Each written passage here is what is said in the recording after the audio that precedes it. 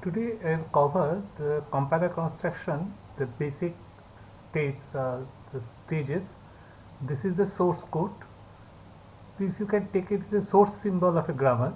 Say whole program unit you can take it as a the start symbol of any grammar. This has to be we given is, and then we have to get the tree. Actual output it here we should get it after the syntax analyzer. We have to get it a tree, whether the tree we can parse it correctly or not. The first stage is the source code. It is the lines of code. There are some pre-compiler directives like if and if or hash include. Those has to be get rid of. Then it has to be the lexical analyzer. This steps it is done by a finite state automation machine, a very simple machine. It will just take the symbol and put it to a symbol table, a token. Everything in the token here, say variable name, even operators, even the function name, function, everything will be put onto a symbol table. So basically the filling up of the symbol table is done by the lexical analyzer, and then the next stage comes the syntax analyzer. This is one of the toughest stage, and this is the syntax analyzer. There are various syntax analyzer is there. One is simpler, is a top down analyzer, and complex is bottom up. Most of the programming languages are using the bottom up, but generally we human try to we basically understand by top down, but for computer the bottom up is the better, and we human generally go for any understanding for English or any Hindi or any language from left to right, maybe exception from Urdu, right to left. The computer it is better for the getting the finding the tree maybe right to left and maybe the bottom up. We'll go into the details into the syntax analyzer. There we'll feel that which kind of grammar it will fill it up. Maybe regular grammar is little useful, but you cannot in regular grammar I have told you cannot have opening brace and closing brace. So there is no matching automata there. So you need a stack. So you need so that you can measure opening brace and closing brace, and so you need a push down automata. So definitely most of these programming languages 98 or 98% commands are from context free grammar. And then come the semantics analyzer. This is a step where what are all these things are correct or not. The variable association and all checking is done correct or not, but this is the toughest part. Next, go to the next slide. Yes, this is the, I have already done lexical analysis, or some books is called scanner. It will give a token, or sometimes it is called token, a scanner, or lexeme. Some other books say it's a lexeme. Syntax analyzer I have told is the tough, one of the toughest portion, and semantics. This all three portion together is called analysis phase of a compiler, and then comes the synthesis portion of a compiler. We'll go to the details. This is I have taken. This is not visible, but okay, I will go into the detail. This will take the simple program or a program line. You can take it as a Python command. Though Python is an interpreted language, but basic logic is same for compiler construction or interpreted design. It is very useful to develop a prototype in interpreter because errors are less.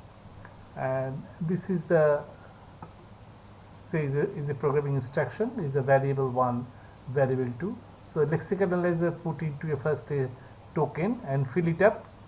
So this is the symbol table. The position goes into a 1 token, initial go to the token rate. Then the syntax analyzer will map to a tree. Why tree? Because tree is most useful to compute, not graph.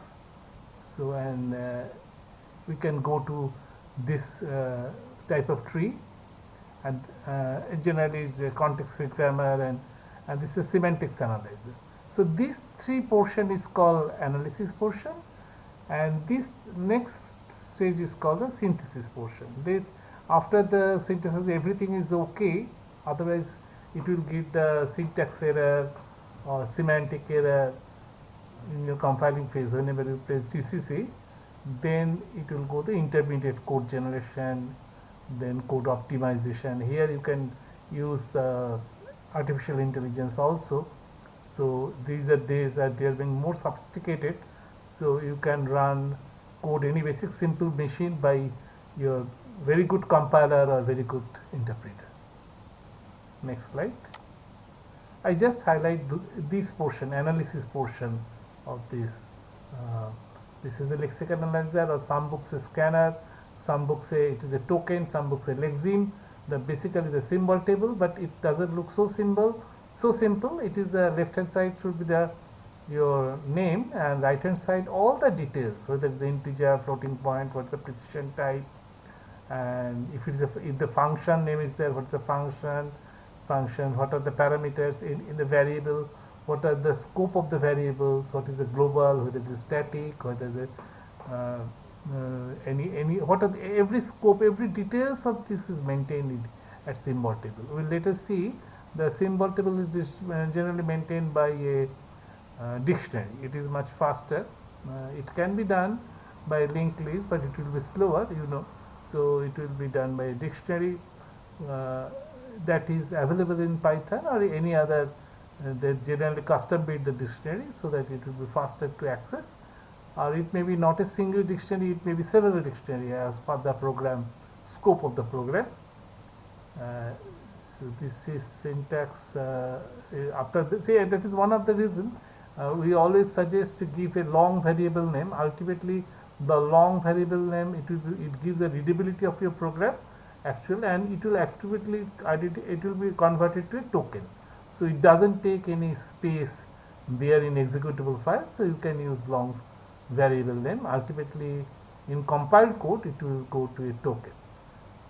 So this is lexical analyzer, and you will see this lexical analyzer is done by a simple machine which can catch a regular expression, because all these variables must obey the regular expression rule, that the variable name starts with any alphanumeric character, the alphabet, then it can be any numeric, and integer must be always all integers. It should not be any ASCII character there, any other alpha character is there. So these it can be detected by a regular expression. So we have a regular expression for integer, we have a regular expression for variable name. So we can check all these things by regular expression checker. So it will be a finite state machine.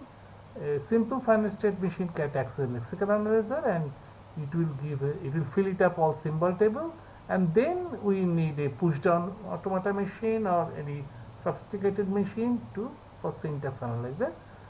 We might argue that why not in a one phase, but it can be done in some other cases, but generally the practice is the lexical analysis is done first, and then the syntax analyzer by a much better machine than finite state machine, more powerful machine than finite state machine. Okay, next slide. This I have already covered. This is one simple example. So before Lexer, this has no idea what is these things are. Then Lexer tells you, yeah, it is a number by matching with regular expression. It will match with a token number, parser, and then after parser, this called abstract syntax tree. After this you can calculate 437 plus 734, what is the expression. So you need up to the parser level. Then generally interpreter you can think of as an interpreter. Interpreter basically simple. Code generation, instantaneously you can go to the code generation. Next slide. Same whatever I have discussed. So you can see every stages are connected to the symbol table. Next slide. I have told this is the analysis phase. This will cover in the next 2-3 classes. Be more, and this is the backend. This is how the code is generated, intermediate code, then actual machine code which it run on your machine. And maybe in the Python and Java it may be the class file, or it can run on a virtual machine. Interpreter, not maybe actual machine, it is a class file, or so it can run. It can be run on any machine. Yes. Yes, this is the what I say is the lexical analysis. This is it is our output of the syntax analysis, and this is the output. The same thing we can put it in a as a linked list. The data structure of this we can put in a tree in a linked list. This is after the lexical analysis and after the syntax analysis. If the syntax is not correct, then you will get error. Here I have shown several times, maybe several times I will show you this finite state partial method is fine and regular expression that is very good for lexical analysis. Then you need the context free language. Context free, there are two types of context free. One is deterministic context free, which you generally use in the generally use an unambiguous grammar for programming languages.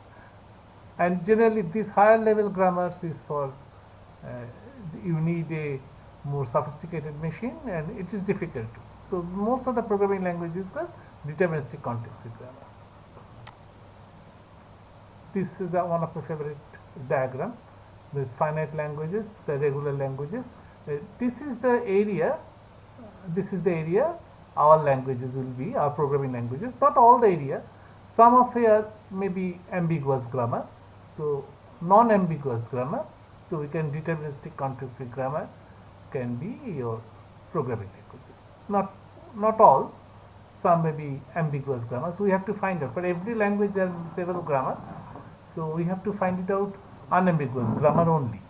So that for any expression you get only one and only one tree only, not two tree. There should not be any difference between this. Next slide. This is also my favorite diagram.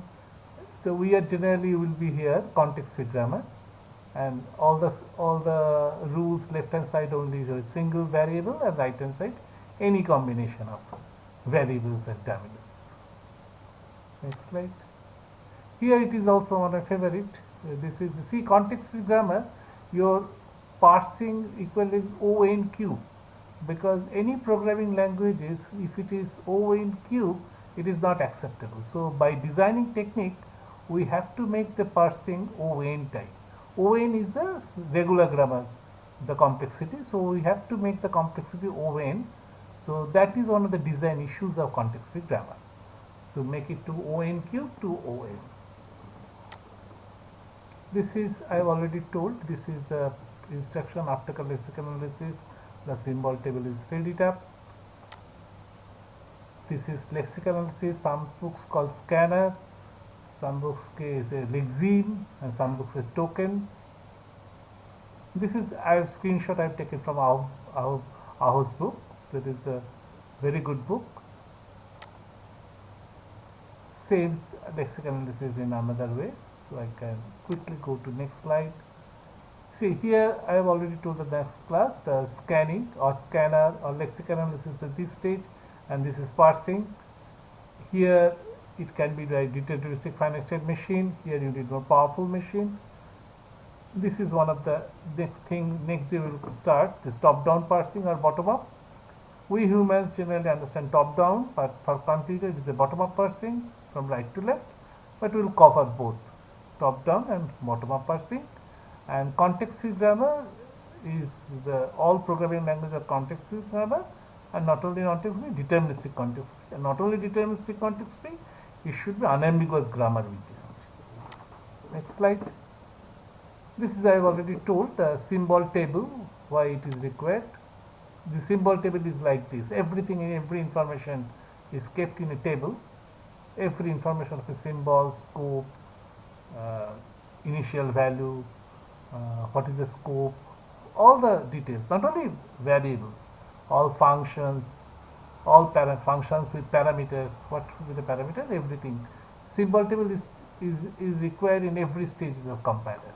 So it must be maintained in a very fast area in a compiler. It should be in RAM, and it should be a dictionary sort of data structure, so that finding would be O1. Same thing of symbol table, it is another look at it.